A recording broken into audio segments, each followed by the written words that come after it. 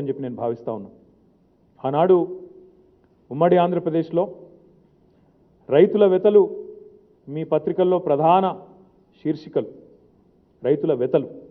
కానీ ఈరోజు తెలంగాణ స్వయం పాలనలో కేసీఆర్ గారి నాయకత్వంలో రైతుల ఖాతాలు ఈరోజు పతాక శీర్షికలైనాయి.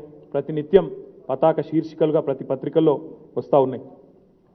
రైతు బంధు రూపంలో ప్రతి రైతు ఖాతాలో ఈరోజు 63-64 లక్షల మంది రైతుల ఖాతాల్లో 50,000 కోట్ల రూపాయల పెట్టుబడి సహాయం ఏదైతే ఈరోజు జరుగుతూ ఉందో ఇది ఖచ్చితంగా వ్యవసాయ చరిత్రలోనే ఒక సువర్ణ అధ్యాయం.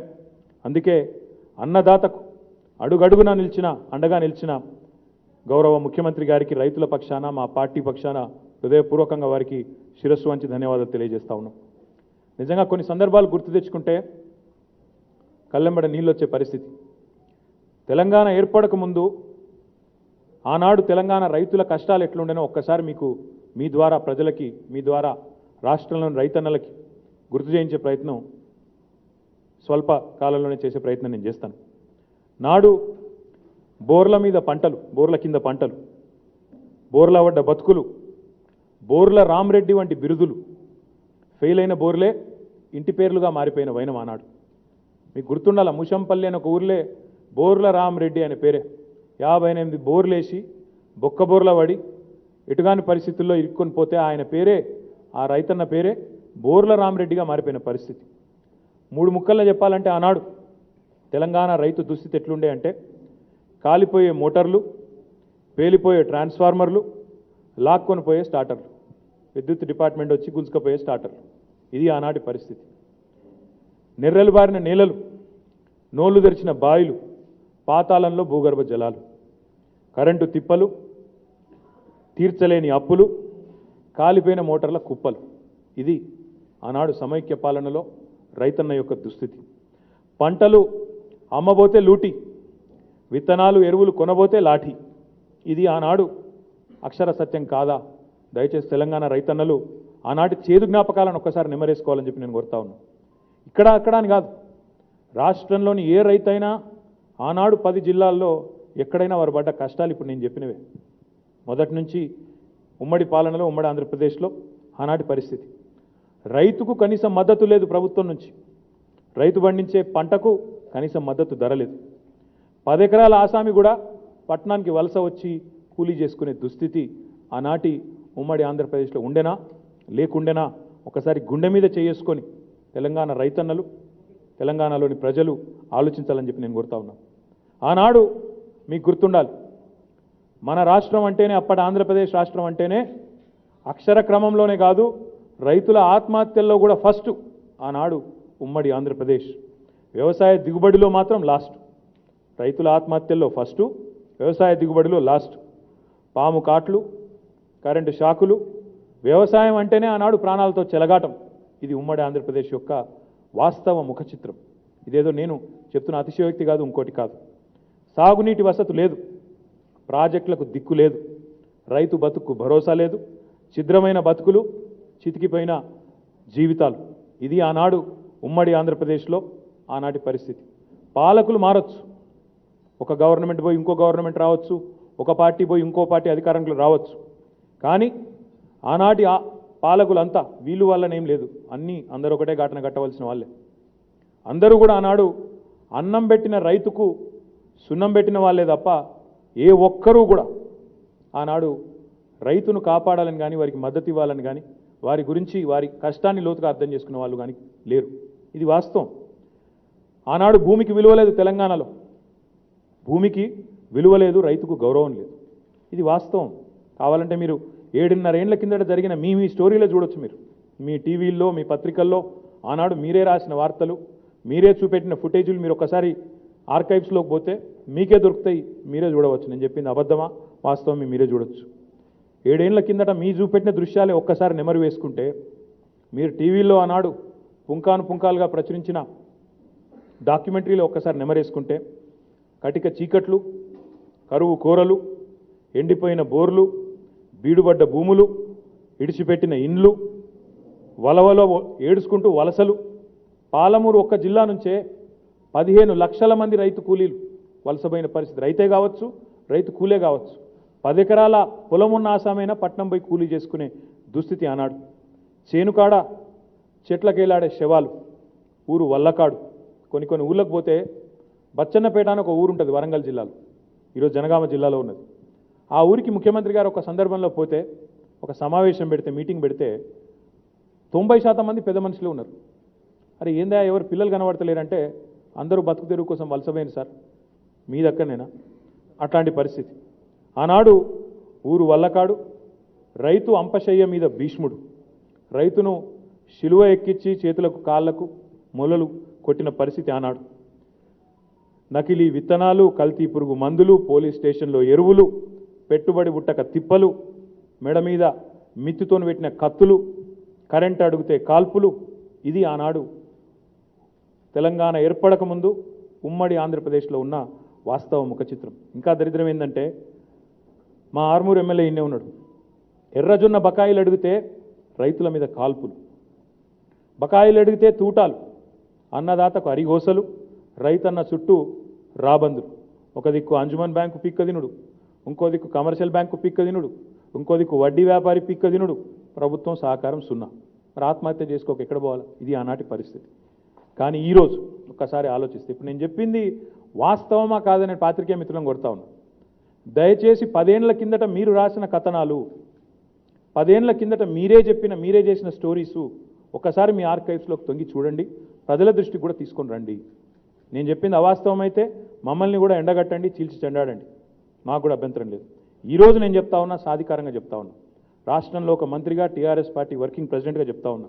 ఈరోజు మీరు తెలంగాణలో ఎక్కడికన్నా పోండి, పచ్చని పొలాలు, పాడి పంటలు, ధాన్యం రాసులు, అలుగులు బారే చెరువులు, చేదబాయిలో చేతికందే నీళ్లు, భూగర్భ జలాలు ఈరోజు ఉవికి పైకి వచ్చినాయి. ఒక మా రాజన్న సిరిసిల్ల జిల్లాలో 6 మీటర్లు భూగర్భ జలాలు పెరిగి ఐఏఎస్ అధికారులకు శిక్షణనిచ్చే లాల్ బహదూర్ శాస్త్రి అకాడమీలో యువ ఐఏఎస్ అధికారులకు ఈరోజు తెలంగాణ నీటి సంరక్షణ విధానాలు వారికి పాఠాలైనాయి. ఒక సిరిసిల్ల జిల్లా, మా కరువు జిల్లా, మాది మెట్ట ప్రాంతం, కరువు జిల్లా సిరిసిల్ల, అట్లాంటి జిల్లా ఈరోజు భూగర్భ జలాల సంరక్షణలో, భూగర్భ జలాలను పైకి తీసుకొని రావడంలో ఒక ఆదర్శ జిల్లాగా మొత్తం భారతదేశంలోని ఐఏఎస్ అధికారులకు శిక్షణనిచ్చే ముసోరి అకాడమీలో, లాల్ బహదూర్ శాస్త్రి అకాడమీలో అదొక పాఠ్యాంశంగా మారింది. నిరంతర కరెంటు వెలుగులు, వాపసు వస్తున్న వలసలు. ఒక పాలమూరులో రివర్స్ మైగ్రేషన్ ఈరోజు జరుగుతున్నది. ఒకవైపు రివర్స్ పంపింగ్ జరుగుతున్నది, శ్రీరామ్ సాగర్ ప్రాజెక్టుకు రివర్స్ పంపింగ్ అవుతున్నది కాళేశ్వరం ప్రాజెక్టు ద్వారా, ఫ్లడ్ ఫ్లో కెనాల్ ద్వారా. ఇంకోవైపు రివర్స్ మైగ్రేషన్ పాలమూరులో అవుతున్నది, వలసలు పోయిన కూలీలు వాపసు వస్తూ ఉన్నారు. పాత ఇండ్లను కొత్తగా సదురుతున్నారు. ఊళ్ళలకు పండుగప్పుడు మాత్రమే సదిరించుకుందరు ఇదివరకు, ఇప్పుడు అట్లా కాదు. వ్యవసాయం బాగయ్యి రాష్ట్రంలో సాగు బాగైన తర్వాత బ్రహ్మాండంగా పాతిండ్లకు సున్నాలు వేసుకోవడం, సదిరించుకోవడం, బ్రహ్మాండంగా ఊరు తెరలైన ఊరు ఇప్పుడిప్పుడే తేరుకుంటున్నది. ఆగమైన రైతు ఇప్పుడిప్పుడే బాగుపడతా ఉన్నాడు. ఇవాళ చేను చెలక అంటే బంగారు తునుకైంది తెలంగాణలో. భూమిపుత్రుడి పాలనలో భూమి ధర పెరిగింది, రైతు దర్జా పెరిగింది. ఇది వాస్తవం. రాష్ట్రంలో ఎక్కడ ఈరోజు ఏ ప్రాంతానికన్నా పోండి మీరు, 10-15 లక్షల ఎకరాలకు తక్కువ భూమి ఎక్కడ లేదు.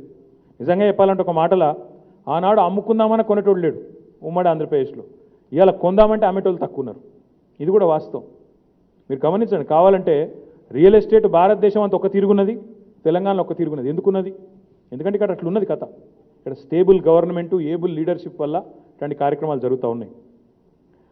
ఇవన్నీ ఎందుకు, ఎట్లా జరిగినాయి, ఎందుకు జరిగింది అంటే చాలా ఇంటర్వెన్షన్స్ ప్రభుత్వం తరపున. తెలంగాణ ఒకనాడు రైతుల ఆత్మహత్యలకు కేర్ ఆఫ్ అడ్రస్గా ఉన్న తెలంగాణ, మేం చెప్పడం కాదు, భారత ప్రభుత్వం పార్లమెంటు వేదికగా NCRB national crime records bureau డేటాను ఉటంకిస్తూ వారు చెప్పిన మాట కేంద్ర ప్రభుత్వమే స్వయంగా పార్లమెంట్లో, రైతుల ఆత్మహత్యలను తగ్గించే దానిలో, గణనీయంగా తగ్గించడంలో నెంబర్ 1గా ఈరోజు తెలంగాణ రాష్ట్రం ఉన్నది. అత్యల్పంగా ఆత్మహత్యలు ఎక్కడ జరుగుతూ ఉన్నాయంటే తెలంగాణలో అని చెప్పి కేంద్ర ప్రభుత్వమే ఈరోజు మాకు కితాబిస్తూ ఉన్నది. ఇది వాస్తవం కాదా? పార్లమెంట్లో వారు చెప్పింది వాస్తవం కాదా? ఎన్సీఆర్బీ డేటా అవాస్తవమా? అదేవిధంగా ఆనాడు రైతుకు సాయం చేయాలనే ఆలోచన లేని పరిస్థితి నుంచి అగమ్యగోచరంగా ఉన్న వ్యవసాయాన్ని ఒక గమ్యం వైపు ఒక నిర్దిష్టమైన ప్రణాళికతో నడిపించింది కేసీఆర్ గారు కాదా? ఇది వాస్తవం కాదా? 7.5 ఏళ్లలో ఒకనాడు మహాకవి దాశరథి గారు అన్నారు, నా తెలంగాణ కోటి రతనాల వీణ. ఈరోజు తెలంగాణ కోటి రతనాల వీణ మాత్రమే కాదు, 3 కోటి టన్నుల ధాన్యాగారంగా మార్చింది తెలంగాణ రైతన్న. ఆయనకు మద్దతుగా నిలబడ్డ పెద్ద రైతు కేసీఆర్ కాదా? ఇది వాస్తవం కాదా? అదేవిధంగా ఒకనాడు అన్నమో రామచంద్ర అని అలమటించిన తెలంగాణ ఈరోజు దేశానికి అన్నం పెట్టి అన్నపూర్ణగా మారిందంటే దానికి కారణం తెలంగాణ రైతు, ఆయనకు అండగా నిలబడ్డ కేసీఆర్ కాదా? ఇది వాస్తవం కాదా నేను చెప్పేది తప్ప? అదేవిధంగా ఆనాడు రైతు కళ్ళల్లో పుట్టెడు ధైన్యం ఉండేది, కానీ ఈరోజు ఆయన పొలంలో ఆయన కళ్ళంలో పుట్ల కొద్ది ధాన్యం ఉంటున్నమాట వాస్తవం కాదా? దైన్యం నుంచి ధాన్యం వరకు ఈ 7.5 ఏళ్లలోనే ఎదిగి వచ్చింది తెలంగాణ రైతు, తెలంగాణ వ్యవసాయం అనేది అవాస్తవమా? ఇవన్నీ తెలంగాణ ప్రభుత్వం సాధించిన విజయాలు కాదా? ఇప్పుడు తెలంగాణ పరిస్థితి ఏంటి అంటే, ఇంతకుముందే నేను చెప్పిన అన్నమో రామచంద్ర అనే కాడి నుంచి దేశానికి అన్నం పెట్టే పరిస్థితి. FCI గోదాముల్లో పట్టనంత, ఫుడ్ కార్పొరేషన్ ఆఫ్ ఇండియా గోదాముల్లో పట్టనంత ధాన్యం కేంద్రమే చేతులెత్తేసి మేము కొనలేము ముర్రో, మీ సత్తా మేము చూడలేకపోతున్నాం, మా వల్ల అయితలేదు కొనుడు, మేము చేతగానులమని చెప్పే స్థాయికి ఎదిగిన మాట వాస్తవం కాదా? ఈరోజు తెలంగాణలో రైతులు పండిస్తున్న పంట చూస్తే దేశమే ఈ రికార్డుల పంట చూసి ముక్కున వేలేసుకునే పరిస్థితి లేదా? నేను చెప్తున్నది అవాస్తవమా? ఫుడ్ కార్పొరేషన్ ఆఫ్ ఇండియా లెక్కలు కనబడతలేవా? ఇవన్నీ తెలంగాణ రైతు సర్కార్ సాధించిన విజయాలు కాదా? దిక్కుదోచని రైతులకు దిక్సూచిగా నిలిచిన పాలకుడు కేసీఆర్. ఇవాళ మాకు సంతోషం ఏంటంటే ఈరోజు ఎక్కడెక్కడో చూస్తున్నాం కేసీఆర్ గారి ముఖ చిత్రాన్ని పెడుతూ ముగ్గులేస్తున్నారు. అద్భుతమైన వాళ్ళ పంట పొలంలో 1 ఎకరం పక్కకు పెట్టి ఆ పొలం నిండా ముగ్గేసి ధన్యవాదాలు చెప్తున్నారు. చాలా గర్వంగా అనిపిస్తున్నది. ఇవాళ కేసీఆర్ పంపిన 50,000 కోట్ల ముల్లే చేరింది ప్రతి పల్లెను చేరింది, ప్రతి మనిషిని తట్టింది. మా మీద చాలామంది చాలా విమర్శలు చేస్తారు, తెల్లారులేస్తారు. కానీ వాస్తవం ఏంటంటే ఈరోజు ఇక్కడ ప్రతిపక్షాలుగా ఉన్న కాంగ్రెస్ పార్టీ నాయకులు కానీ, బీజేపీ పార్టీ నాయకులు కానీ, వాళ్ళ కార్యకర్తలు కానీ ప్రతి ఒక్కరు రైతు బంధు తీసుకుంటారు. మళ్ళీ ప్రతి ఒక్కరు తీసుకునే వాళ్ళు ఎవరు లేరు. ప్రతి ఒక్కరి అకౌంట్లో పడుతుంది. లెక్కలు చెప్పండి కూడా చెప్తాను, నా దగ్గర ఉన్నాయి. ఇప్పుడు ఏ ఎమ్మెల్యే, ప్రతిపక్ష ఎమ్మెల్యే ఎంత తీసుకున్నాడు? చాలా గమ్మత్ అనిపిస్తుంది. కొన్ని రైతు బంధును విమర్శిస్తారు, ఇట్లా అంటారు. కానీ వాళ్ళ ఖాతాల్లో మాత్రం నిక్షేపంగా సొమ్ము పడుతుంది, దాన్ని వాడుకుంటారు, బ్రహ్మాండంగా తింటారు. వాళ్ళు ఇంకా దౌర్భాగ్యం ఏంటంటే, కేసీఆర్ గారు ఆసరా పెన్షన్ పెడితే ఒక ఆయన దాన్ని విమర్శిస్తూ మాట్లాడండి, కానీ వాళ్ళ సొంత తండ్రి గారికి ఆసరా పెన్షన్ వస్తున్నది. వాళ్ళ తండ్రికి అన్నం పెట్టాడు, కానీ తండ్రికి కూడా మళ్ళీ కేసీఆర్ గారే ఆసరాగా నిలబడాలి, కానీ ఆయన కూడా విమర్శిస్తాడు, ఆయన కూడా మాట్లాడతాడు. ఇది ఈరోజు తెలంగాణ యొక్క వాస్తవ ముఖ చిత్రం. రైతు బంధు అనేది ఏదో నాలుక చివరి నుంచి వచ్చిన పథకం కాదు. కేసీఆర్ గారికి అన్నదాతతో నుండే ఆత్మీయ బంధం, అన్నదాతతో టీఆర్ఎస్ పార్టీకి ఉన్న పేగుబంధం అనేది ఈరోజు రైతు బంధుతో మరింత సుదృఢమైంది. ఇతర పార్టీలు పెట్టుబడిదారులకు సాయం చేస్తాయి, కార్పొరేట్ల పన్నులు మాఫీ చేస్తాయి, కానీ తెలంగాణ గవర్నమెంటు పెట్టుబడికి సాయం చేస్తుంది, రైతుకు రుణమాఫీ కూడా చేసిన ఏకైక ప్రభుత్వం, ఏకకాలంలో చేసిన ఏకైక ప్రభుత్వం టీఆర్ఎస్ ప్రభుత్వం. నేను రైతన్నని అడుగుతా ఉన్నా, ఎకరానికి ఏడాదికి 10,000 ఇచ్చే రోజు వస్తుందని, పెట్టుబడి సాయం ఇచ్చే రోజు వస్తుందని ఎప్పుడన్నా కలగన్నారా మీరు? ఇలాంటి పథకం ఒకటి వస్తుంది, ఇట్లాంటి నాయకుడు కలిసి వచ్చే కాలానికి నడిచేచ్చే కొడుకు అన్నట్టు కేసీఆర్ వస్తాడు, ఇటు పెద్ద సాయం చేస్తాడు, ఆయనను చూసి ఇతర రాష్ట్రాలు దేశ ప్రధానమంత్రి నేర్చుకునే పరిస్థితి వస్తుందని ఎన్నడన్నా ఆలోచించినమా? దయచేసి ఆలోచించండి అని చెప్పి నేను కోరుతా ఉన్నా. 6,00,000 కోట్లు, ఒకటి కాదు రెండు కాదు, 6,00,000 కోట్లు రైతుకు అర పైసా ఇయ్యని రోజు నుంచి 6,00,000 కోట్లు మీ అకౌంట్లో పడతాయని చెప్పి ఎన్నడన్నా తెలంగాణ రైతన్నలు వాళ్ళ కుటుంబాలు కలగన్నారా, ఊహించినరా? ఒకసారి గుర్తు తెచ్చుకోమని చెప్పి నేను కోరుతా ఉన్నా. 50,000 కోట్ల రొక్కం ఇచ్చి మీ దుఃఖం తుడిచిన నాయకుడు, మీ దుఃఖాన్ని తీర్చిన నాయకుడు భారతదేశంలో ఇంకెక్కడన్నా ఉన్నాడా? దేశంలోని రైతన్నలు ఆలోచించాలి. మాటలు మస్తుగా చెప్పచ్చు, ఏముంది, మాటలతోని కోటలు కట్టేయచ్చు, కానీ మాటలతోని కోటలు కట్టుడు కాదు, చేతల్లో చూపెట్టి రైతుకు అండగా నిలబడ్డ ఏకైక ముఖ్యమంత్రి భారతదేశంలో కేసీఆర్ మాత్రమే కాదా? ఈ 75 ఏళ్ల భారతదేశ స్వతంత్ర చరిత్రలో ఇంకెవరన్నా ఒక్కరున్నారా ఆయనకు ధీటుగా రైతులకు సాయం చేసిన వాళ్ళు? దయచేసి ఆలోచించమని చెప్పి కూడా నేను కోరుతా ఉన్నాను. ఒకసారి మనం మననం చేసుకుంటే, రుణమాఫీ ఒక్కటే తీసుకుంటే, మొదటి టర్మ్లో టీఆర్ఎస్ ప్రభుత్వం వచ్చిన తర్వాత 16,144 కోట్ల రుణమాఫీ చేసింది టీఆర్ఎస్ ప్రభుత్వం. ₹1,00,000 వరకు చేస్తామని మేము చెప్తే, మాకు పోటీగా ఒక ఆయన ఢిల్లీకి వెళ్ళి వచ్చి 2 లక్షలు చేస్తామని చెప్పిండు. కానీ ప్రజలు ఆయన నమ్మలే, మమ్మల్ని నమ్మిండ్రు. మమ్మల్నే అధికారం ఇచ్చి నించోబెట్టి కేసీఆర్ అయితేనే న్యాయం చేస్తాడని నమ్మితే 16,144 కోట్లు మరి ఇప్పటికే సాయం చేయడం జరిగింది. రెండవ విడత కూడా రుణమాఫీ చేస్తామని చెప్పినాం. అందులో భాగంగా ఇప్పటికే ఒక 4 లక్షల పైచిలకు రైతన్నల కోసం రుణమాఫీ పాక్షికంగా చేసినాం. మిగతాది కూడా కరోనా వల్ల కొంత జాప్యమైన మిగతాది కూడా తప్పకుండా ప్రభుత్వం చేస్తుంది. రైతన్నకు ఆ విశ్వాసం ఉంది. అదేవిధంగా రుణమాఫీ మాత్రమే కాకుండా రైతులకు మేము వచ్చేసరికి 2014లో బకాయి ఉండే ఇన్పుట్ సబ్సిడీ 1,325 కోట్ల పాత బకాయి 2014 పూర్వం ఉన్న బకాయిని పూర్తిగా చెల్లించింది కేసీఆర్ ప్రభుత్వం. ఈ రుణమాఫీ కాకుండా ఇన్పుట్ సబ్సిడీ 1,325 కోట్లు. ఇప్పుడే నేను చెప్పినాను మీకు 65 లక్షల రైతు కుటుంబాలకు మరి ఈ రోజుతో సరిగ్గా ఈ రోజు ఎందుకు పెట్టిన ప్రెస్ మీట్ అంటే ఈరోజే జనవరి 10వ తారీఖు నాడే 50,000 కోట్ల రొక్కం మరి దాదాపుగా 2.5 కోట్ల రాష్ట్ర జనాభాకి అంటే 65 లక్షల కుటుంబాలంటే దగ్గర 2.5 కోట్లు వాళ్ళ కుటుంబ సభ్యులు కూడా కలుపుకుంటే ప్రత్యక్షంగా ఈ స్కీమ్ ద్వారా లాభం పొందిన వారు 2.5 కోట్ల మంది అని చెప్పొచ్చు. ఒక రైతు బందే కాదు. సరే రైతు బంధును కాపీ కొట్టి ఒక ఆయన పిఎం కిసాన్ అని పేరు పెట్టుకోవచ్చు, ఇంకొక ఆయన కాలియా అని పెట్టుకోవచ్చు, ఇంకొకరు కృషి బంధు అని పెట్టుకోవచ్చు. మా నుంచి ఎంతోమంది మంచి స్ఫూర్తి పొంది చేయొచ్చు, తప్పేం లేదు. దేశంలో రైతుకు లాభం అయితే చాలా సంతోషం. రైతు బీమా అనే ఒక అద్భుతమైన పథకాన్ని తెచ్చింది కూడా కేసీఆర్. రైతు బీమా ఒక స్కీమ్ కాదు, రైతు బీమా రెగ్యులర్ స్కీమ్ కాదు, అదొక రెవల్యూషనరీ స్కీమ్. ధీమానివ్వడం ఒక కుటుంబానికి, ఒక భరోసానివ్వడం, ఒక రక్షణ కవచంలాగా ప్రభుత్వం నీకు ఉంటుందని చెప్పడం సామాన్యమైన విషయం కాదు. ఇక్కడ మేమే ఎంతోమంది రైతులు గతంలో మేము ప్రతిపక్షంలో ఉన్నప్పుడు రైతు ఎక్కడన్నా చనిపోతే వాళ్ళ కుటుంబాలని పరామర్శించడానికి పోతే వాళ్ళ కుటుంబం యొక్క దయనీయమైన పరిస్థితి, ఎక్కడ తెల్లారో చెప్పులోడు మీద పడతాడో, ఎక్కడ ఏం జరుగుతుందో అనే దయనీయమైన పరిస్థితి నుంచి ఈరోజు మా అన్న కేసీఆర్ ఉన్నాడు, మాకు 5 లక్షల రూపాయలు ఒక వారం 10 రోజుల్లో వస్తాయి అని చెప్పే విశ్వాసాన్ని ఇచ్చింది. ఆ రైతు కుటుంబానికి వెలగట్టలేని ధీమానిచ్చింది రైతు బీమా. ఇది మామూలు విషయం కాదు. రైతు బీమా ఇప్పటికీ కరెక్ట్గా 2014 నుంచి 2018 వరకు అంటే 17-18 వరకు రైతు బీమా ప్రారంభం కాకముందు తెలంగాణ ప్రభుత్వం 1,089 మంది రైతులకు అంటే రైతు బీమా ప్రారంభం కాకముందే వాళ్ళకు కూడా 6 లక్షల రూపాయల చొప్పున సాయం అందించింది. దాంతోపాటు రైతు బీమా 2018 ఆగస్టులో ప్రారంభమైన తర్వాత ఈరోజు వరకు 3,205 కోట్ల రూపాయలను ప్రీమియం రూపంలో ప్రభుత్వం చెల్లించింది. రైతులకు ఎంతమందికి లాభం జరిగింది, ఎన్ని కుటుంబాలకు దీనివల్ల లబ్ధి చేకూరిందంటే ఇప్పటి వరకు 2018 తర్వాత నుంచి ఈరోజు వరకు లెక్క తీస్తే 70,000 పైచిలకు కుటుంబాలకి 3,535 కోట్ల 70 లక్షల రూపాయలు ఈరోజు వరకు వారందరికీ వారి ఖాతాలో, ఇందులో ఒక్క పైసా రాజకీయం ఎక్కడా లేదు. డైరెక్ట్గా వాళ్ళ ఖాతాలో 5 లక్షలు పోయి ఎవరు నామినీ అయితే వాళ్ళ ఖాతాలో పడతాయి. ఇట్లాంటి పథకం ప్రపంచంలో ఎక్కడా లేదు. నేను ఇది సాధికారంగా సవాల్ చేస్తూ చెప్తున్నా. ఎక్కడనంటే మీరు చూపెట్టండి. రావచ్చు పొలిటికల్ టూరిస్టులు, డైలాగులు కొట్టొచ్చు, ఏమన్నా మాట్లాడచ్చు. వాళ్ళ రాష్ట్రాల్లో ఇప్పుడు రైతు బంధు రైతు బీమా లాంటి స్కీమ్ ఉందా? కోట్ల మందికి ప్రయోజనం చేకూర్చే స్కీమ్ ఉందా? ఏదన్నా మాట్లాడచ్చు, నోటికి ఏదైనా ఇంత మాట్లాడచ్చు. కానీ ఇట్లాంటి స్కీమ్ ఎక్కడన్నా ఉందా చెప్పమని చెప్పి నేను కోరుతా ఉన్నాను. రైతన్నలు ఆలోచించాలని చెప్పి కూడా నేను కోరుతా ఉన్నాను. ఇక సాగునీటి రంగంలో కేసీఆర్ గారు సాధించిన విజయాలు, సాగునీటి రంగం అల్టిమేట్గా వ్యవసాయ విస్తరణకి వ్యవసాయదారులకే ఉపయోగపడే సబ్జెక్టు మీకు తెలుసు.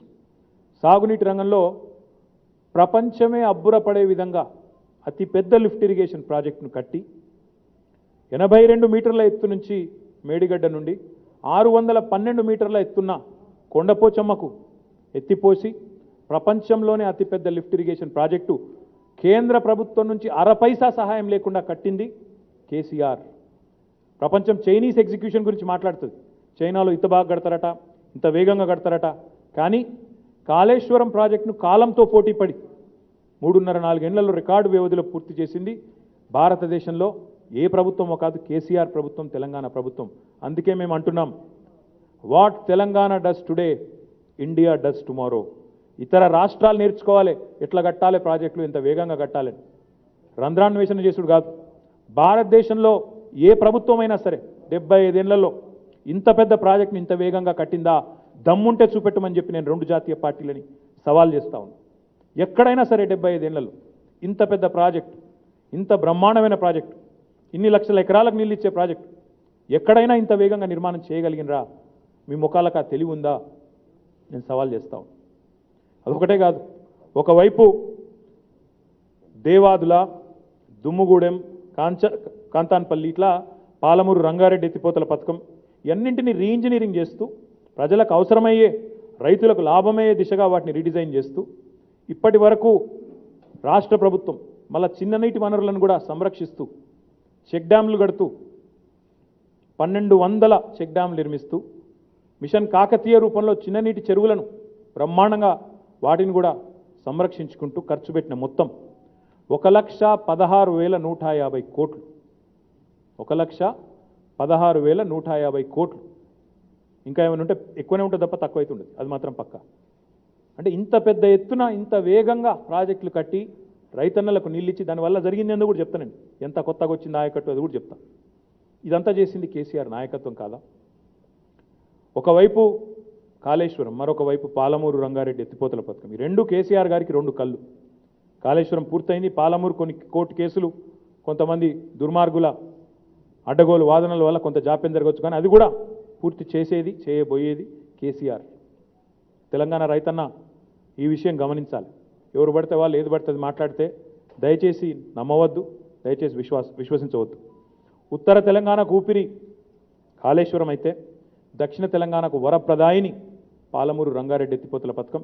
అది మా రంగారెడ్డి, పూర్వ రంగారెడ్డిలోని వికారాబాద్ కావచ్చు, అదేవిధంగా మేడ్చల్ కావచ్చు, అదేవిధంగా రంగారెడ్డి కావచ్చు, మొత్తం పూర్వ పాలమూరు జిల్లా, మహబూబ్నగర్ జిల్లా అందరూ కూడా రైతన్నలు ఎదురు చూస్తూ ఉన్నారు. తప్పకుండా అది కూడా కేసీఆర్ గారు పూర్తి చేస్తారు. గొప్ప విషయం ఏంటంటే నీళ్లు, నిధులు, నియామకాలు అనేది మేము ఆనాడు ఉద్యమంలో, ఈరోజు నిధులను మాత్రమే తెలంగాణ ప్రజల ఇళ్లలోకి మళ్ళించడం కాదు. నిధులు అంటే సంక్షేమ రూపంలో, అభివృద్ధి రూపంలో నిధులను మాత్రమే తెలంగాణ సంపదను తెలంగాణ పేదలకు అందజేయడంలోనే కాదు, నదులను కూడా మళ్లించి తెలంగాణ బీడు భూములను సస్యశ్యామలం చేసిన ఘనత మా ముఖ్యమంత్రి కేసీఆర్ గారిది, మా పార్టీ అధ్యక్షుడు కేసీఆర్ గారిది. ఎప్పుడు కేసీఆర్ గారు చెప్తుండే ఆనాడు చెరువులు తాంబాలాలైనవి. ఈరోజు చెరువులు ఏ ఊరికి పోయినా మీరు చూడొచ్చు. మీ ఊళ్ళకు మీరు అందరు గ్రామీణ నేపథ్యం నుంచి ఉన్న వాళ్ళు ఎక్కువ ఉన్నారు. మీ ఊరికి పోతే మీరే చూడొచ్చు. ఆనాడు చెరువులు తాంబాలాలు అయితే ఈరోజు గంగాల లెక్క నిండా ఉన్నాయి, నిండు కొండలు లెక్క ఉన్నాయి. వాస్తవం కాదా? దయచేసి చూడండి. మీ ఊళ్ళో చెరువు తీరుతనలు మీరే చూడండి. ఇలా చెరువు నిండింది, చేను పండింది. ఆ మధ్యన నేను ఒక మీటింగ్లో మా రంజిత్ రెడ్డి గారింట్లో ఒక మీటింగ్ పెడితే ఒక పెద్ద ఆయన గొప్ప మాట చెప్పిండు. కృష్ణారెడ్డి గారని, ఆయన ఐతిపాంలా అని ఊరు, జడ్చర్ల నియోజకవర్గం. నేను అడిగిన కృష్ణారెడ్డి గారు, ఆయన మెడికల్ కాలేజ్ యొక్క SVS అని ఉంటుంది ఆడ మహబూబ్ నగర్లో. ఏం సార్ మీరు మీకే ఓటేస్తా, మీకేనా ఆశీర్వాదం ఉంటుంది అన్నాడు. ఏదో నేను అడిగినా అని చెప్తున్నా సార్ అని నవ్వుకుంటా. అంటే ఆయన అన్నాడు, లేదండి నేను నన్ను మనస్ఫూర్తిగా చెప్తున్నాను, అది ఆ ఊరి పేరు ఐతిపాంలా. ఒకప్పుడు నన్ను అడిగితే ఎవరన్నా వచ్చి కృష్ణారెడ్డి నీ చేను ఎక్కడుందంటే నేను చెరువు కింద నా చేను ఉందని చెప్తుంటే, కానీ ఇలా కేసీఆర్ వచ్చినాక సిచ్యువేషన్ రివర్స్ అయింది. చెరువు కింద చేను కాదు, చేను కిందికి చెరువు వచ్చింది సార్ నా ఊళ్ళే అని కృష్ణారెడ్డి గారు నాతో స్వయంగా చెప్పిన మాట. ఒక పాలమూరు బిడ్డ గర్వంగా చెప్పిండు నవ్వుకుంటా.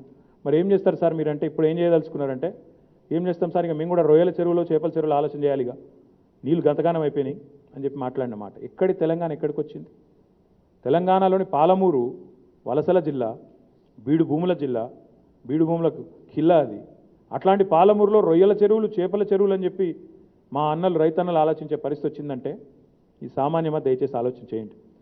మండు వేసవిలో నా నియోజకవర్గం సిరిసిల్ల, మా శ్రీధర్ ఇన్న ఉన్నాడు, మా నర్మాల చెరువు కట్టి 60 ఏళ్ళే, ఎన్నడూ పొరపాటున ఒక్కసారి కూడా వర్షాకాలంలో దుంకినట్టు లేకపోతే లేదు, కానీ ఎర్రటి ఎండల్లో ఏప్రిల్ మాసంలో నర్మాల చెరువు మత్తడి దుంకుతుందని కలలో కూడా ఏ సిరిసిల్ల రైతన్న ఎన్నడూ ఊహించలే.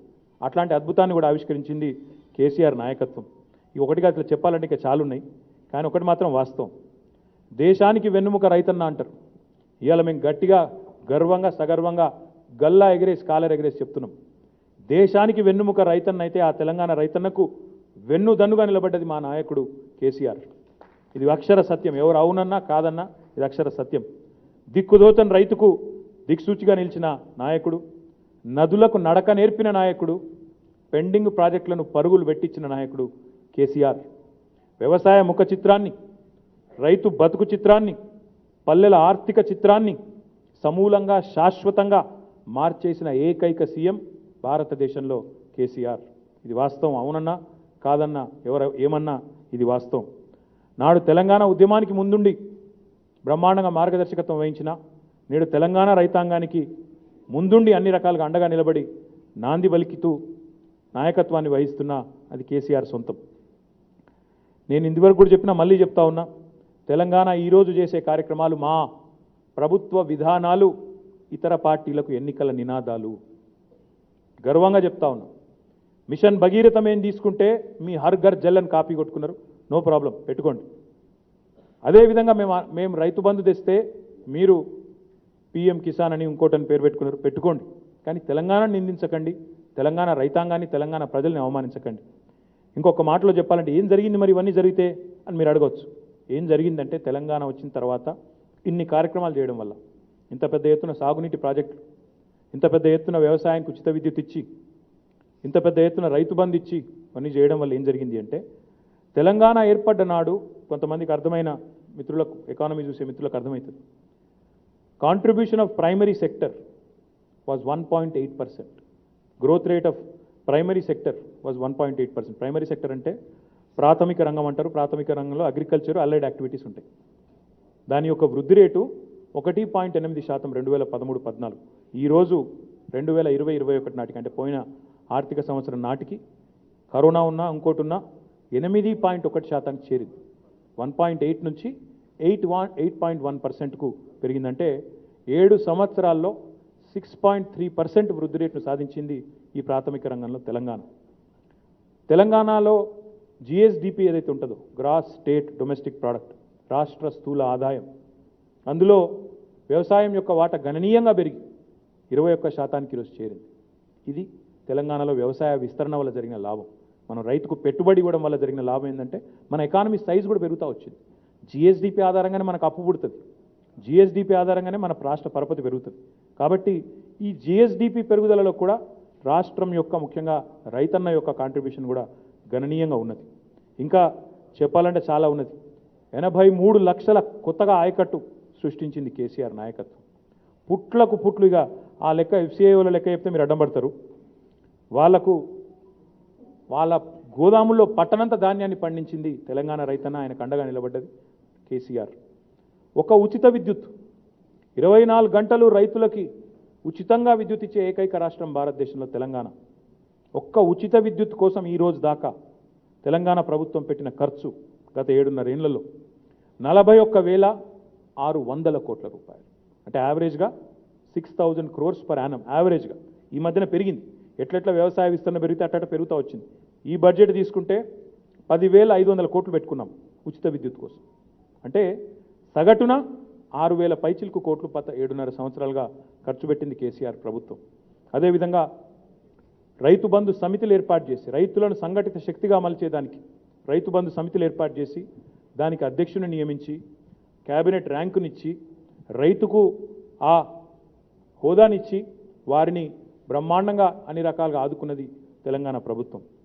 2,601 రైతు వేదికల నిర్మాణం చేసి, దాని మీద దాదాపు 600 కోట్ల, నేను చెప్తాను, 573 కోట్ల రూపాయలు ఖర్చు చేసి బ్రహ్మాండంగా 5,000 ఎకరాలకు ఒకటి చొప్పున ఒక క్లస్టర్ను నిర్మాణం చేసిన ఏకైక ప్రభుత్వం భారతదేశంలో తెలంగాణ ప్రభుత్వం.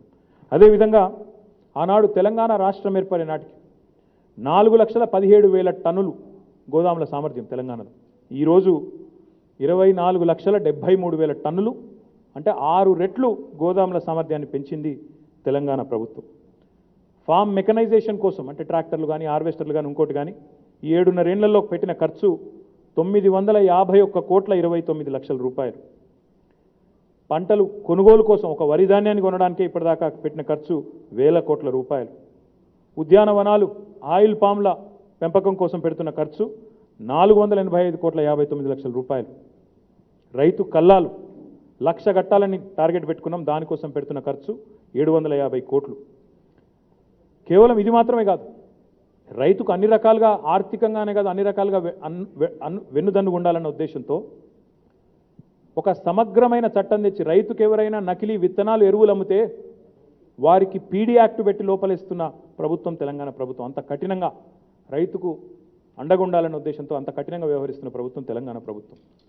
రైతు ఇబ్బంది పడకుండా, రైతు గందరగోళానికి కాకుండా, మళ్ళీ ఆఫీసుకు పోతే లంచాలు ఇవ్వాల్సి వస్తుందనే పద్ధతి లేకుండా ధరణి లాంటి అద్భుతమైన పథకం తీసుకొచ్చి ఈరోజు రిజిస్ట్రేషన్ మ్యూటేషన్ ఒక పైసా లంచం ఇవ్వకుండా అద్భుతంగా చేసుకునే అవకాశాన్ని తీసుకొచ్చిన ఏకైక ప్రభుత్వం భారతదేశంలో, అద్భుతమైన ల్యాండ్ రికార్డ్ మేనేజ్మెంట్ సిస్టమ్ తీసుకొచ్చిన ఏకైక ప్రభుత్వం టీఆర్ఎస్ ప్రభుత్వం, ఏకైక నాయకుడు సీఎం కేసీఆర్.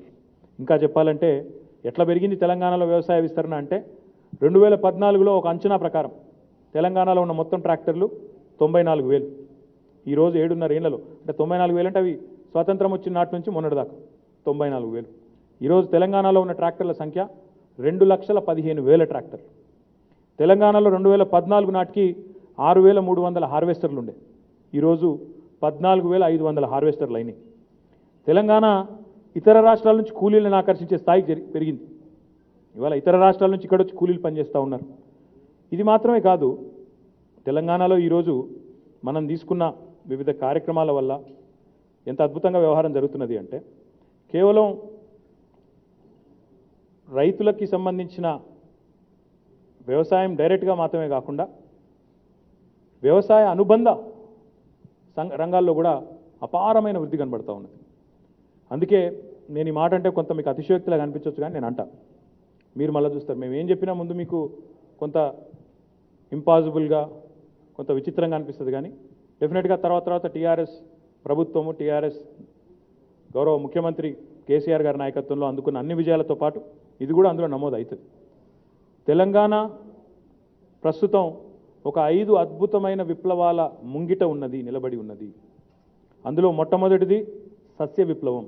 అది ఇప్పటికే దాని ఫలితాలు కనబడుతున్నాయి. రెండవ సస్య విప్లవం, సస్య అంటే అగ్రి రెవల్యూషన్. మా ఇంగ్లీష్ రిపోర్టర్లు కూడా ఉన్నారు, వెంకటరామ్ లాంటి వాళ్ళు కూడా చెప్తున్నారు. అగ్రికల్చరల్ రెవల్యూషన్, గ్రీన్ రెవల్యూషన్ అని కూడా అనొచ్చు. అది ఇప్పటికే మన కళ్ళ ముందు కనబడుతుంది. పట్టణన్ని వడ్లు, పుట్ల కొద్ది ధాన్యం ఇవాళ తెలంగాణలో ఎక్కడ పోయినా కనబడుతున్నది. కాటన్లో కానీ, వడ్లల్లో కానీ, ఇతర వ్యవసాయ ఉత్పత్తుల్లో కానీ ఇబ్బడి ముబ్బడిగా పెరిగిపోయింది.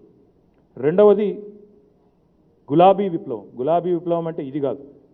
గులాబీ విప్లవం అంటే మాంస ఉత్పత్తి రంగంలో తెలంగాణ ఎక్కడి నుంచి ఎక్కడ పోయిందంటే, కేంద్ర ప్రభుత్వం 2019లో ఒకటి పశుగణన కార్యక్రమాన్ని చేస్తే అందులో వాళ్ళే చెప్పారు, మేము చెప్తలేము, ఇది కూడా వాళ్ళే చెప్పారు, గొర్రెల సంఖ్యలో డబల్ అయింది ఎక్కడ మొత్తం లైఫ్ స్టాక్ డెవలప్మెంట్లా అంటే తెలంగాణ, మొత్తం భారతదేశంలో. ఎక్కడి నుంచి ఎక్కడ పోయినామంటే మాంస ఉత్పత్తి కూడా ఎట్లా పెరిగిందంటే 2014-15తో పోలిస్తే 2020-21లో 106.29% మాంస ఉత్పత్తి పెరిగింది తెలంగాణలో. మాంసం కొనడమే కాదు, ఇలా మరి ఇక్కడ కేటర్ చేసే పరిస్థితి కూడా తెలంగాణలోని గొర్రెల పెంపకందారుల కోసం తీసుకున్న కార్యక్రమం. ఈ పథకంలో మనం ఇప్పటికి లబ్ధిదారులు 3,88,585 మా యాదవ్ సోదరులను కవర్ చేసుకున్నాం. 81.6 లక్షల గొర్రెలను పంపిణీ చేసుకున్నాం. అవి మళ్ళీ పునరుత్పత్తి చేయడం వల్ల డబల్ పైప్ అయిపోయినాయి. మొత్తం చేయబడ్డ ఖర్చు ఇప్పటి వరకు 4,914 కోట్ల 61 లక్షల రూపాయలు. ప్రభుత్వ సబ్సిడీ 3,685 కోట్లు. మిగతాదంతా కూడా మరి లబ్ధిదారు పెట్టుకున్నది. 130 లక్షలు మరి పునరుత్పత్తి ద్వారా కొత్తగా గొర్రెపిల్లలు వచ్చినాయి. మరి ఈ రకంగా సంపద సృష్టించడం గులాబీ విప్లవం అంటే ఇది మాంస ఉత్పత్తిలో. ఇంకోటి శ్వేత విప్లవం, వైట్ రెవల్యూషన్. ఒకనాడు డైరీ తమ స్వప్రయోజనాల కోసం రాష్ట్ర ప్రభుత్వ డైరీనే కునారిల్లే విధంగా చేసి దాన్ని సిక్కు చేసి బంద్ చేసిన ప్రభుత్వాలు గతంలో ఉండే. మా ప్రభుత్వం వచ్చిన తర్వాత ఈరోజు విజయ డైరీ ఎక్కడైతే ప్రభుత్వం సింహభాగం వాటాగా కలిగి ఉంటుందో ఆ విజయ డైరీ ఈరోజు నష్టాల బాట నుండి తిరిగి లాభాల బాటను బట్టి ప్రభుత్వానికి డివిడెండ్ ఇచ్చే స్థాయికి చేరుకున్న మాట వాస్తవం కాదా? ఇది లాభాల బాట పట్టింది, ఎప్పటికప్పుడు ఆడిట్ చేస్తాం, మీకు కూడా తెలుసు. ఇప్పుడు ఎట్లా ఉంది పరిస్థితి అంటే, మనం విజయ డైరీ పాల రైతులకు ఇచ్చిన ప్రోత్సాహకాల వల్ల లాభాల బాట పడ్డారు. వారు ఇప్పటికీ మాకు ఇచ్చిన డివిడెండ్ చూసుకుంటే పెద్ద ఎత్తున ఉన్నది. మొత్తంగా ఈ రకంగా ఒక గ్రీన్ రెవల్యూషన్, ఒక వైట్ రెవల్యూషన్, అదేవిధంగా చేపల పంపిణీ కార్యక్రమాన్ని తీసుకోవడం ద్వారా ఒక బ్లూ రెవల్యూషన్. దాదాపు 2016 నుంచి ఇప్పటి వరకు 353 కోట్ల చేప పిల్లల పంపిణీ చేయడం వల్ల 19,398 కోట్ల రూపాయలు దీని మీద ఖర్చు చేసినాం. దీనివల్ల ఈరోజు తెలంగాణలో చేపలు దొరకని ఊరు లేదు. ఎడబోయినా కూడా మీరు బ్రహ్మాండంగా జలపుష్పాలు బ్రహ్మాండంగా తినే పరిస్థితున్నది. ఇది వాస్తవం. మీరు ఎక్కడ పోయినా, ఏ ఊరికి పోయినా కరోనా సమయంలో మాకు చెప్తా ఉన్నారు మిత్రులు, చేపలు విపరీతంగా దొరుకుతున్నాయి, ఊళ్ళనే దొరుకుతున్నాయి, ఇదివరకు ఆడుకోబోయేది ఇక్కడనే దొరుకుతున్నాయి అని చెప్పే పరిస్థితి. ఈ రకంగా మొత్తం మేము పెట్టిన ఖర్చు ఇంకా ఎక్కువనే ఉంటుంది తప్ప తక్కువ ఉండదు. ఇది నేను చెప్పేది. రైతు బంధుకు 50,000 కోట్లు, రైతు బీమాకి 3,000 పైచిలకు కోట్లు, రుణమాఫీకి 19,000 కోట్లు, ఉచిత కరెంటుకు 41,786 కోట్లు, సాగునీటి రంగానికి 1,16,000 కోట్లు, వ్యవసాయ యాంత్రీకరణకు 951 కోట్లు, రైతు వేదికల నిర్మాణానికి 573 కోట్లు, రైతు కల్లాల నిర్మాణానికి 750 కోట్లు, గొర్రెల పంపిణీకి 5,000 కోట్లు, పాడి పరిశ్రమకు 2,000 కోట్లు, చేప పిల్లలకు 20,000 కోట్లు. ఈ రకంగా వ్యవసాయ అనుబంధ రంగాలకు సంబంధిస్తే మొత్తం చూసినట్టయితే 2,70,000 కోట్ల రూపాయలు ఖర్చు పెట్టింది కేసీఆర్ ప్రభుత్వం. ఇది మా కమిట్మెంట్. నోటి మాటలు, ఊకదంపుడు ఉపన్యాసాలు, సొల్లు కబుర్లు కాదు. ఇంత భారీగా నేను సవాల్ చేస్తున్నా ఈరోజు ఈ తెలంగాణ భవన్ వేదికగా. I challenge both national parties, Congress and BJP. ఇంత పెద్ద ఎత్తున పోయిన 7 సంవత్సరాల్లో భారతదేశం 27 రాష్ట్రాలు ఉన్నాయి. You come forward, we are ready for a debate. ఎవరైనా రండి, వచ్చి ఊకదంపుడు ఉపన్యాసాలు ఇచ్చి పనికి మాలిన మాటలు చెప్పి ప్రజలను గందరగోళం చేసుడు కాదు. ఇట్లా స్థిరంగా ఒక వ్యూహంతో అద్భుతంగా ఒక ప్రణాళికబద్ధంగా పనిచేస్తున్న ప్రభుత్వం భారతదేశంలో మీరు మీ ఆధ్వర్యంలో ఉన్న 28 రాష్ట్రాల్లో ఎక్కడన్నా ఉన్నదా? ముందుకు రండి, మాతో శ్వేతపత్రాల్లో పోటీ పడదాం. ఇప్పుడు నేను ఇది లిటరల్గా what have I done? I have published a white paper with all data. శ్వేతపత్రాల్లో పోటీ పడదాం, నల్ల చట్టాల్లో కాదు. శ్వేతపత్రాలు ప్రచురించే ప్రభుత్వం మాది, నల్ల చట్టాలు తెచ్చే ప్రభుత్వం మీది. మీకు మాకేం పోలిక అసలు నాకు అర్థం కాదు. వచ్చి మాట్లాడు, ఒర్రుడు, రోజొక్కలు వచ్చి తిట్టిపోవుడు, ఇది కాదు. తిట్ల పురాణం కాదు. దమ్ముంటే శాతనైతే రైతులకు మీరు భారతదేశంలో ఏ రాష్ట్రంలో మాకంటే ఎక్కువ చేసిండ్రు? ఇప్పుడు నేను చెప్పిన మొత్తం లెక్క చెప్పిన, మీకు బోరు కొట్టినే చెప్పిన. నాకు తెలుసు మీకు ఈ మాల్ మసాలా లేకపోతే మీకు నచ్చది.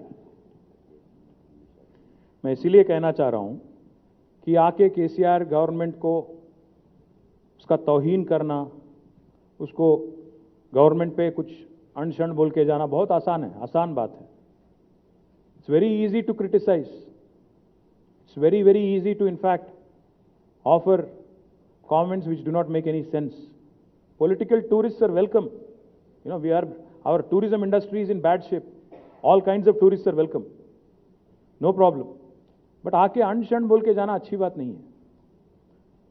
मैं सवाल कर रहा हूं, मैं पूछना चाहता हूं, जितने भी मुख्यमंत्री आ रहे हैं, जितने भी फॉर्मर सीएम यहां पे आ रहे हैं, कहीं भी कोई भी राज्य में हिंदुस्तान में पिछले 75 साल में आपके लीडरशिप में, चाहे आपके हो या आपके प्रेडेसेसर के लीडरशिप में हो, कहीं भी ऐसा काम हुआ है क्या? 7.5 सालों में इतना बदलाव. आप बात करते रहते हैं अच्छे दिनों की, पता नहीं वो कब आएंगे. आप बात करते हैं विकास की, पता नहीं वो कब आएगा. पर तेलंगाना में मैं आज आधार सहित आपको बोलना चाहता हूं कि हमने यही किया है. हमने 2.5 करोड़ तेलंगाना की जनता जो है उसको फायदा पहुंचाने का एक बृहत्तर कार्यक्रम हमने किया है.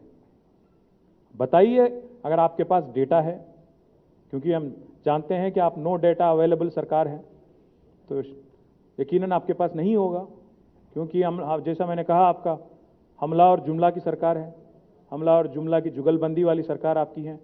तो इसलिए अगर आधार है, आधार माने आधार कार्ड नहीं, डेटा है, डेटा के सहित आइए, मुकाबला कीजिए तेलंगाना के साथ. తెలంగాణను క్రిటిసైజ్ చేసుడు కాదు. బయటికి వెళ్ళొచ్చే టూరిస్టులు మాకంటే గొప్పగా మీరు ఎట్లా సాధించినరో, మాకంటే గొప్పగా మీరు ఏం చేసినరో ఒక్కటంటే ఒకటి చెప్పండి, చూస్తాం మేము కూడా. అది పల్లె ప్రగతి చేసినరా, పట్టణ ప్రగతి చేసినరా, వ్యవసాయ ప్రగతి చేసినరా, ఇంట్లో ఏం చేసినరని చెప్పి మీరు మీ దగ్గర మేము నేర్చుకోవాలి. So my humble submission to all my journalist friends also is, దయచేసి ఎంతసేపు రంధ్రాన్వేషణ చేసే నాయకులు, సొల్లు పురాణాలు మాట్లాడే నాయకులను మాత్రమే పతాక శీర్షికల్లో చూపెట్టుడు, పతాక శీర్షికల్లో రాసుడు కాదు. సరే, అప్పుడప్పుడు మంచి పనులు చేసిన వాళ్ళను, ఇట్లా మంచి కార్యక్రమాలు చేసేవాళ్ళని, మంచిగా పనిచేస్తున్న నాయకుని, లక్షలాది రైతు కుటుంబాలకు బ్రహ్మాండంగా లాభం చేస్తున్న నాయకుని కూడా వెన్నుదన్నుగా నిలవండి. ప్రగతి పదంలో ముందుకు దూసుకుపోతున్న రాష్ట్రానికి దయచేసి మీ ఆశీర్వాదం కూడా ఇవ్వండి అని చెప్పి మనస్ఫూర్తిగా కోరుకుంటాను. Thank you. ఇక నేను ఏం మాట్లాడినా ఏమవుతుందంటే మళ్ళీ మీరు అది రాస్తారు, ఇప్పుడు రమణ అడుగుతుండు, పొలిటికల్ క్వశ్చన్ అడుగుతాడు, మళ్ళీ దానికి సమాధానం చెప్తే అదే పెడతాడు. అది బాధ.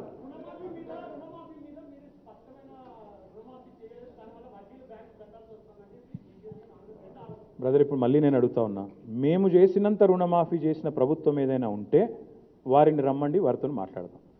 నెత్తి లేదు, కత్తి లేదు, ఏది పడుతుంది మాట్లాడతా అంటే ఇక వారితో ఏం మాట్లాడతాం, వారితో ఏం వాదం పెట్టుకుంటా చెప్పండి. ఇప్పుడు మాకంటే ఎక్కువ చేసిన ప్రభుత్వం ఏదైనా ఉంటే వారి ఇప్పుడు నేను చెప్పిన కదా, 2 లక్షల ఎంతనా మొత్తం లెక్క 60,000 70,000 ఇంకా పైననే ఉంటుంది తప్ప కిందికి అయితే ఉంటుంది. అది కూడా చెప్తున్నాను. మీరు ఇంకొద్దిగా తవ్వుతే ఇంకెక్కువనే ఉంటుంది తప్ప తక్కువ ఉండదు. 3 లక్షల పైనే ఉంటుంది నాకు తెలిసి. మా వాళ్ళు మొత్తం డేటా చక్కగా తీసుకున్నారో లేదు. నేను అందుకే ఏమంటున్నా అంటే మాకంటే ఎక్కువ చేసిన వాళ్ళు ఎవరన్నా మొత్తం భారతదేశంలో ఎవరన్నా ఒక సిపాయి వస్తే గంట కాకపోతే 2 గంటలు కూర్చుంటాం, బ్యాస్ పెట్టుకుందాం. ఇక ఎవరు పడితే వాళ్ళు మాట్లాడతాం, ఏది పడితే అది మాట్లాడతాం. వాళ్ళతోని మాకు అవసరం లేదు, వాళ్ళని పట్టించుకోవాల్సిన అవసరం మీకు లేదు. ఇక మళ్ళీ నేనేమో మంచి సబ్జెక్ట్ చెప్తున్నా, పొలిటికల్ సబ్జెక్ట్ పోగొడుతుంది. కాదు రమణ, మీతో బాధ ఏంటంటే ఇప్పుడు తెల్లారు మీరు అదే పెడతారు తప్ప ఇది పెట్టరు. నా బాధ అది. అది పెట్టరు మీరు. ఇక అన్న నేను కూడా కొన్ని రోజుల నుంచి ఉన్న రాజకీయాలు 15 ఏళ్ళు అయిపోయింది, నాకు కూడా తల వండిపోయింది, నాకు కూడా అర్థమైపోయింది. మళ్ళీ మాట్లాడుకుందాం. Thank you.